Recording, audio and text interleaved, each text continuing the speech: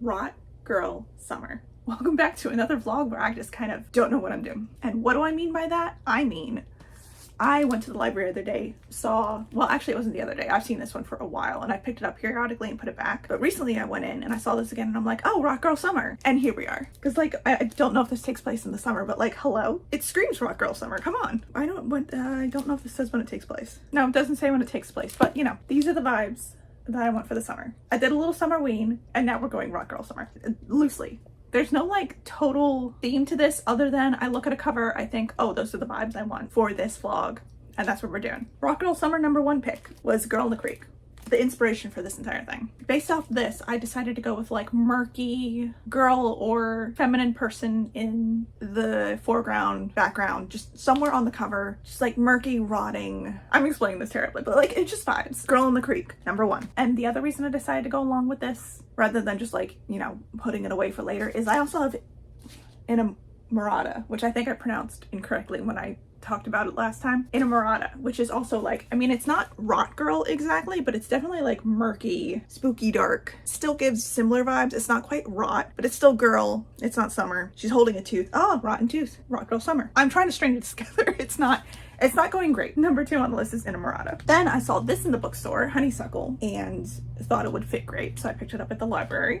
You can actually tell that there's actually like no indication of what gender this person in the middle is, but you've got flowers either growing out of, are they growing out of the flowers, or are the flowers growing out of them? I don't know, it's still a general vibe. No rot included, but it's like still the general, something about it is giving Rock Girl Summer to me. So I think a lot of these are her. And then I already had this book from the library, which is probably why I went for Honeysuckle, because I know I wanted to include Tripping Arcadia, which has a lot of flowers on it. A person who could be described as a girl, maybe. Person in the middle, not necessarily a girl, but person in the middle, flowers, rot vibes. You can kind of see how it evolved for me as I was going with this. I went from rot to flowers, but it's still the vibe. Me trying desperately to string together something so I can just read all these books at once. And then the final one I don't have a physical copy for, but Swallowed is the last contender on this list, which is also just like a flowery, kind of creepy vibe. I just want to have some fun this summer with my reading because it's, in general, it's not really going great. I'm reading things I want to read. I'm just not enjoying the things that I want to read. And I don't know if it's just like how things are going lately that's influencing it, or I'm just not hitting a mark that I want to hit. And I'm like debating picking out the Hunger Games again, just because I know Hunger Games will get me. And very few books get me like that. Oh, but if I pick up the Hunger Games, then it's gonna be like, well, nothing's going to live up to what the Hunger Games has done to me. Well, some things, that's a lie. Something, I need Andy Weir to come out with a new book. That's what I need. I need Andy Weir to come out with a new book. Anyway, this is what we're looking at. And I think I'm going to start with the Girl in the Creek, if I can get it to stop blaring. I think I'm gonna start with this one because this is the one that inspired it all. This, I think, is what I have to go for. So, how many pages is this? Hold on. It's not very long. 260 pages. Let's get 100 pages in and I'll either update you or DNF it. And we'll see how we go. If I DNF something, I'm not gonna be picking up something else to replace it.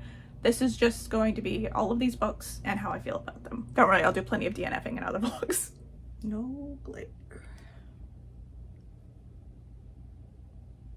Yeah, I guess that'll work. So I got about 80 pages into Girl in the Creek, and I am going to have to be DNFing it. I'm trying to think if there's like something other than the writing that is really, well, there is more than just the writing that's getting to me, but the main thing is the way this is written that I just can't. I kept having to backtrack while I was reading it, and I thought maybe that was just like sometimes I have trouble reading things, and I decided to try the audiobook, and no, I am still struggling to like grasp what I'm reading, which tells me that this is overwritten, because when things are overwritten, I have trouble. It just doesn't stick in my brain. I think I would have been better with the overwritten, like I could get past the fact my mind wasn't quite grasping onto it if the characters were more interesting, because then I could like grasp onto the characters and get the plot through their dialogue, how they're interacting with each other, and kind of push what's actually happening to the side. And I usually end up circling back if I can just find something to hook onto. But the characters in this were terrible. When they started drinking, I went, wait a second, how old are these guys? And it turns out they're older than 21. They act like they're 15. maybe 16. I guess 16 because they were driving. In this, you're following Erin, who has gone to Oregon to look for her missing, not look for her missing brother, but like go to the place where her brother went missing because this place has issues with people disappearing. So she's like, okay, I'm gonna go and see what's going on there. Her friend Harry does like this podcast where he investigates strange things. So he goes along with her with their mutual friend Matt and his girlfriend. Oh, what was the girlfriend's name? There's also a girl named Dahlia who Erin really likes and is constantly like, she doesn't care about what she's doing. She is more interested in Dahlia, which, you know, fair, but you're looking for things to figure out why your brother went missing, and all you can think about is, all I really want is for her to touch my face. Kayla. Okay, the girlfriend's name's Kayla. So we've got Erin, who has the personality of a paper towel. We've got her friend Harry, who has a little bit more personality. He's kind of funny. And we got Matt, who I honestly could not tell you anything about. Kayla, who is the girlfriend, who I also could not really tell you anything about. And Dahlia, who is very pretty. That's like all we've got. The dialogue, like the dialogue was just, you're harshing my mellow, Kayla called, and then burst into giggles. It's like nobody's taking this seriously, which would be better if we didn't actually have a character missing. Like her brother, Erin's brother, is missing. She's literally on this to go find and figure out what her brother is. That's serious.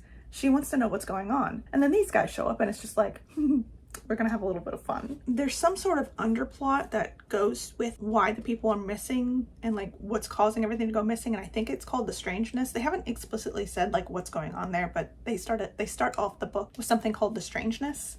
There's 2 scenes so far in here where like awful is used as like a plot mechanism of a sort, and where the first one was okay. The first one was a little jarring, but not like as punchy as I think it was meant to be. The second one was just goofy.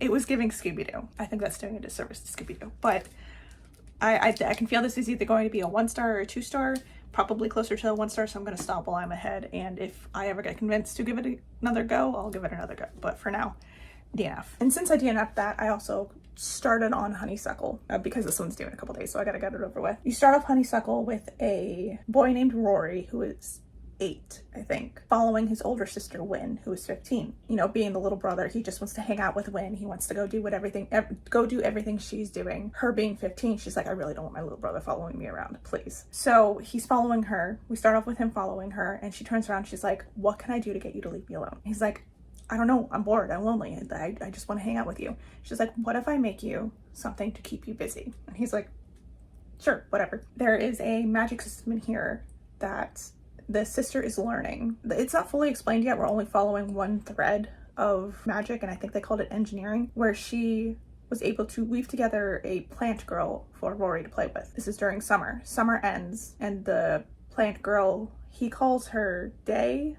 I can't pronounce her actual name, but he calls her Day. She starts falling apart. The sister puts it back together again, but then the sister has to go away to school, and the brother is like, well, what if you don't come back in time for Day to be put back together again? So the brother takes it upon himself to learn how to fix Day. And also, I just got to the start of it, he's trying to learn different ways to elongate her lifespan, because her lifespan is only for a season. She's made out of plants of that specific season. When that season ends, she ends. And there's like more to it, more threaded into it than just what's going on with him and Day. He's 15 at the moment, so he's still kind of learning and coming into himself. And there's some things happening where he's thinking about Day in ways that he hadn't before. I don't know what's going to happen there. I'm interested in the science aspect of it, or like it's like magic science aspect of it. I want to see how his attempts at elongating, if he does do it, elongating Day's life is going to affect her. His sister is constantly like, you can't use things that don't bend, things that last longer don't bend, they don't change. You can't make her out of something like that. But she doesn't explain why he can't do it. So he's like, I'm gonna do it. And I haven't gotten to the point where he actually does that. I think he's going to, but I'm excited to see like where that's going to. I have a feeling it has to do with like, she tries to explain it that like, you're constantly changing. You can't have something that doesn't constantly change. But then again, she doesn't exactly explain why, so I'd like to see how that's going to affect Day. I'm not any farther in Honeysuckle yet, but I went to the library today and they had Wolfworm on display, and I thought that would be a good one to add to it since I just DNF'd Girl in the Crate. So add this to the list. When will I read it? I don't know. I'm not gonna do this with everyone I DNF if I DNF another one, but if I see something that would like fit in well, I'm just gonna go for it. All right, I finished Honeysuckle and I ended up giving it 3 stars. This was very uncomfortable. While I was reading it, I noticed there are Sylvia Plath quote. I know I keep saying Sylvia Plath. It's Sylvia Plath. I have a little bit of trouble with dyslexia. Sylvia Plath. There are Sylvia Plath quotes peppered throughout this, and it took me a second, but there's really a connection between what Sylvia Plath and like the women of the era were going through and what's happening to Day in this book. Because you are following Rory and Rory's quest to get Day to live longer. But while he's looking for different ways to make Day live longer, he's coming up with other ideas. Ideas that Day doesn't want. She doesn't want these things happening to her. And Rory doesn't care. Rory cares about Rory and what Rory wants, not what Day wants. It's not presented in a way where it's like Rory is justified in what he's doing. Throughout the book, the entire time, there are people telling him like, you can't do this. This is not right. She can't consent to these kinds of things. And even if she is trying to give her own consent or take it away, you're ignoring that. So it's not presented in a way where Rory is revered for what he's doing today. To compare this to, I was thinking of two other books while I was reading this. I was thinking of Mad Wife, which I read earlier this year, because in a similar vein, women of the era were just not allowed to decide what happened to them medically.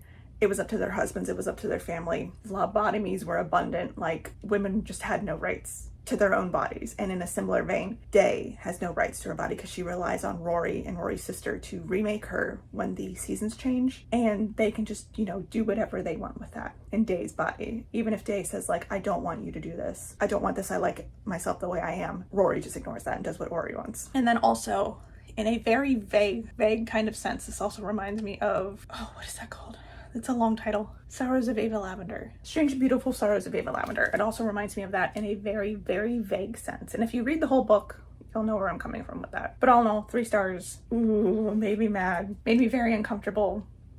That was definitely the point. I also got one chapter into Innamorata. Yeah.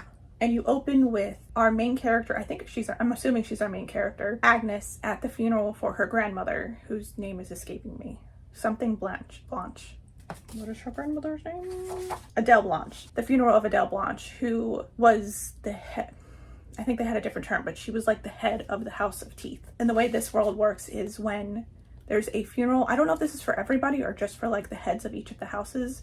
When there's a funeral for somebody or the head of each of the houses, the person is splayed out in the middle of a muddy field with everybody watching.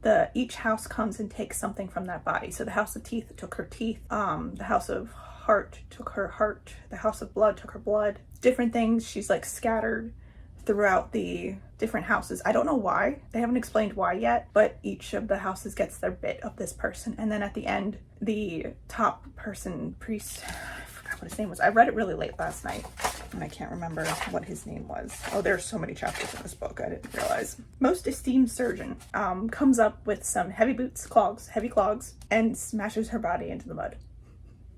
Disgusting. I'm here for it. I'm so ready for this. Agnes actually hasn't said a word yet in this book, and I don't know if that's intentional or that's just how it ended up working. I don't know if she's mute, non-speaking. That would be interesting if I read this right after Honeysuckle and neither of the main neither of the main characters use their voice. That would be really interesting. I don't know if that's the case. Agnes is the granddaughter of Adele Blanche, head of the House of Teeth, and her cousin, whose name is escaping me, Marozia, is the new head of the house, I think. But it almost seems like she's trying to get Agnes to take over. I don't know, because they try to give Marozia her grandmother's teeth, and she tells Agnes to take them and hold them. So I don't know. Yeah, there's the Master of Blood, there's the Master of Eyes, the Master of Teeth, the House of Lungs, the House of Flesh. There's all these different houses, and why is this not shutting? Hello. And I'm very interested to see what all of that means. So far, great start. So I'm 236 pages into Innamorata, which is not quite halfway, almost halfway, but not quite. And I wanted to update because I think something's about to happen. Agnes has like this whole thing set up for her by her grandmother, and things are going a little askew, and either the dark things that I'm expecting are going to start happening. Because so far the book, there are some aspects that I find, a little gruesome, a little dark, but nothing that I had high expectations for gruesome and grimy and dark stuff in here that I haven't quite hit yet. So either what I've read is the dark and gruesome, or there's a lot coming now that it seems like some tables are about to be flipped.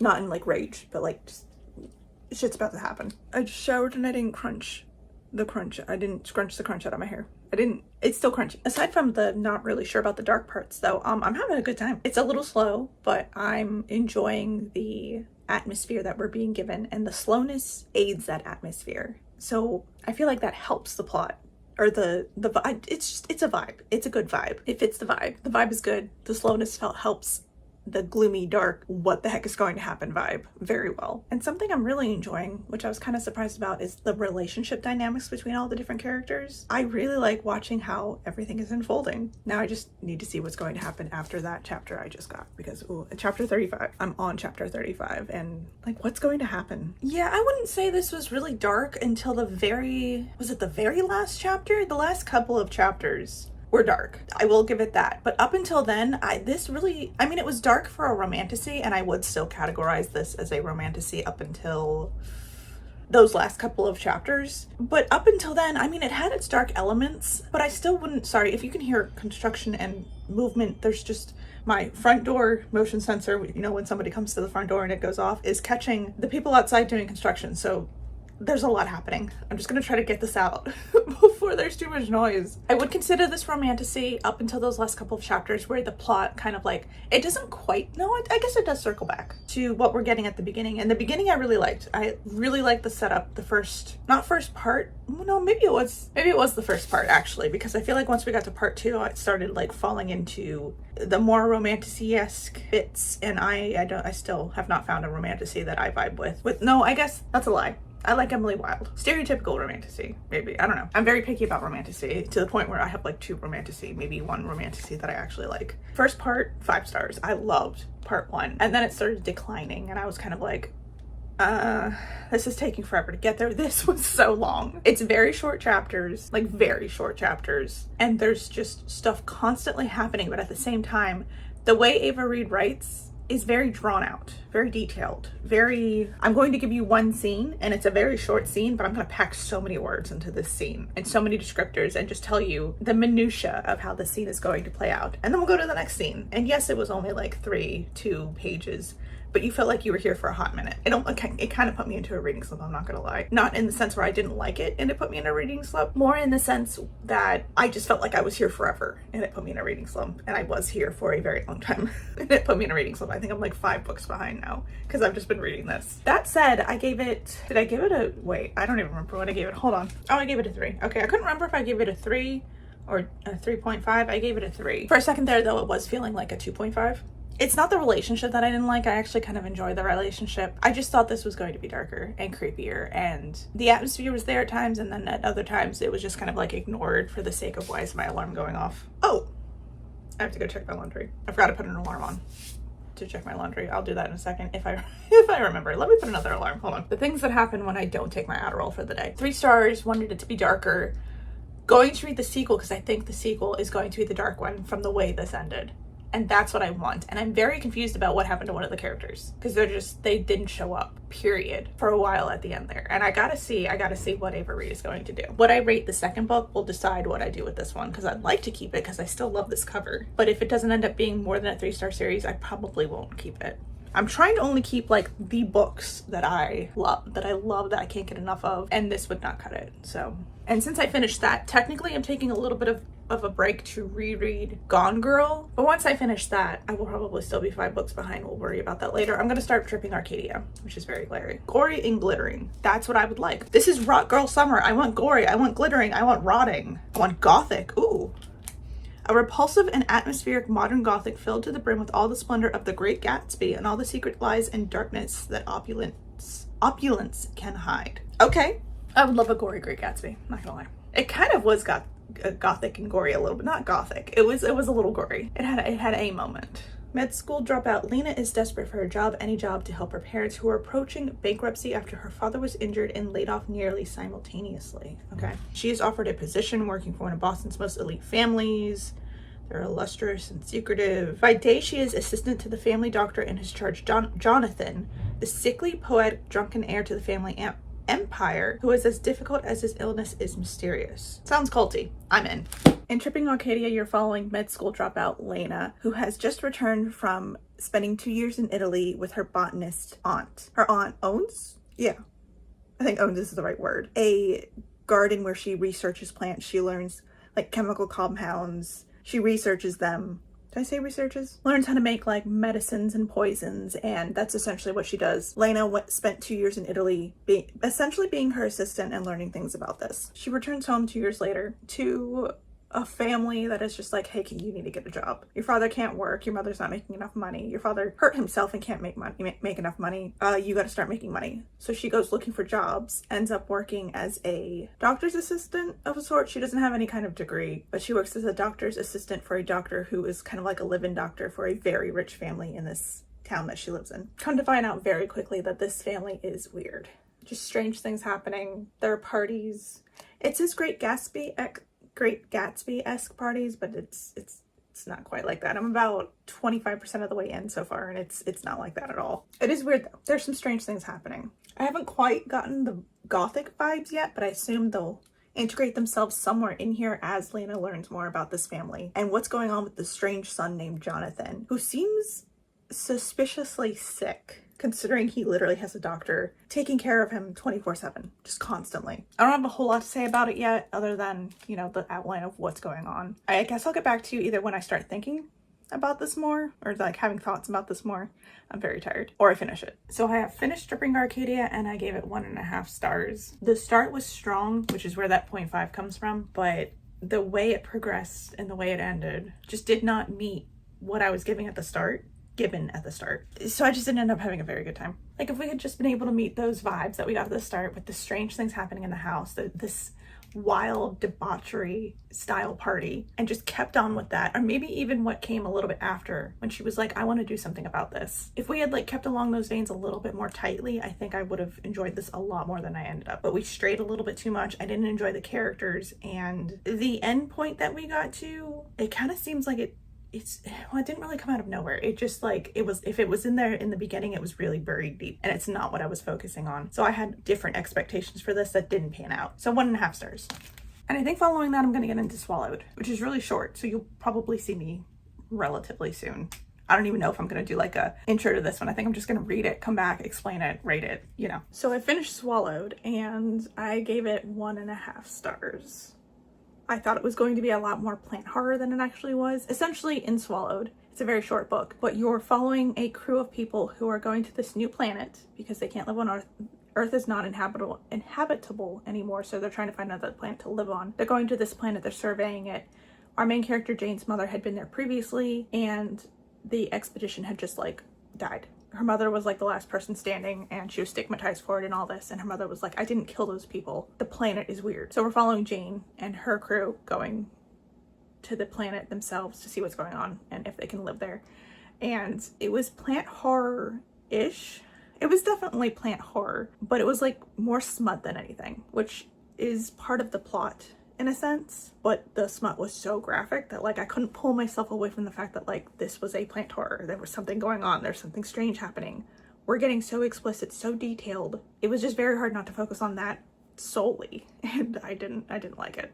So 0.5 for the idea of the premise, 1 star for the execution, 1.5 altogether. And now on to Wolfworm, which I think is my first T. Kingfisher book that I know nothing about. So I'll read a little bit of this, get back to you on when I know what it is. I think this is my first T. Kingfisher book. No, I've read that's a lie. I've read Nettle and Bone. My second T. Kingfisher book. So Wolfworm. In Wolfworm, we're following a woman named Sonia, what was her last name? Sonia Wilson. Following Sonia Wilson, who is a painter who previously worked with her father in the botany field, painting the flowers for his botanical, is that the name of the book? The book where it's like, it like explains flowers and everything, and she would paint the pictures for it. Her father dies. She has to find new work, so she ends up applying for a job. So she ends up working for a naturalist who studies insects. And since she really needs the job, she doesn't have any other, she's not married, she's not planning on getting married. She wants to work, she wants to paint. She takes up this job, goes out to North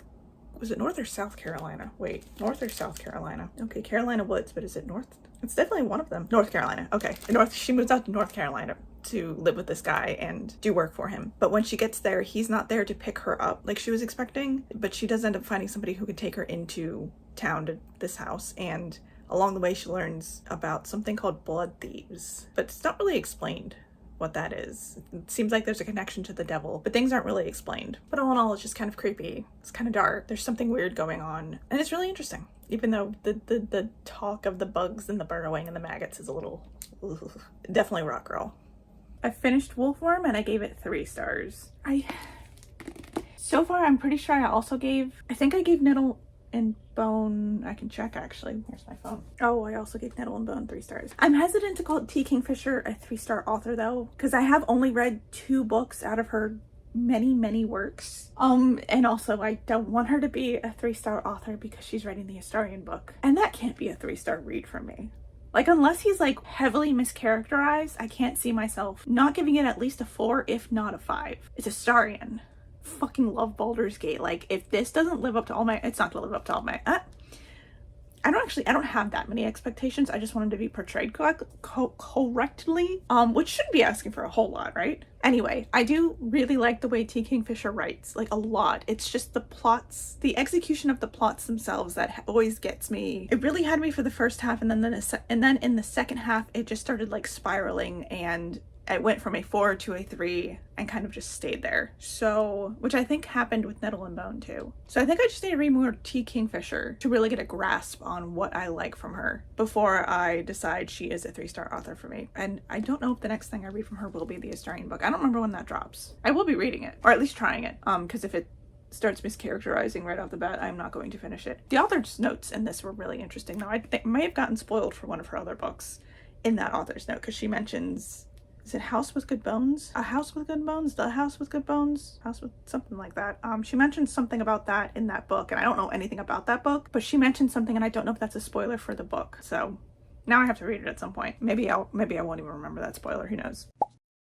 But that means it is time to wrap up my new little, what is it called? Traveler's journal that I am obsessed with, because it's got all my things in it. It's got like my to-do everything journal, my cafe journal, and then my reading journal, and then we've got bits in the back. I love this thing so much. I need to get a better clasp for this, because this is flimsy and not great for the size, but I'm worried about that when I get around to it. So anyway, let's wrap up. In the end, we got a DNF, a 3-star, another 3-star, a 1.5 star, another 1.5 star, and then another 3-star. So overall, just like a 3-star-ish vibe. That doesn't math correctly, but we're just gonna give it like a 3-star on the whole. And this ends Rock Girl Summer, for me at least. I'm sure other people are having great Rock Girl Summers in their own way. Loved having you. Love to do this again someday, maybe next year. Thank you so much for watching, and maybe I'll see you next time. Bye.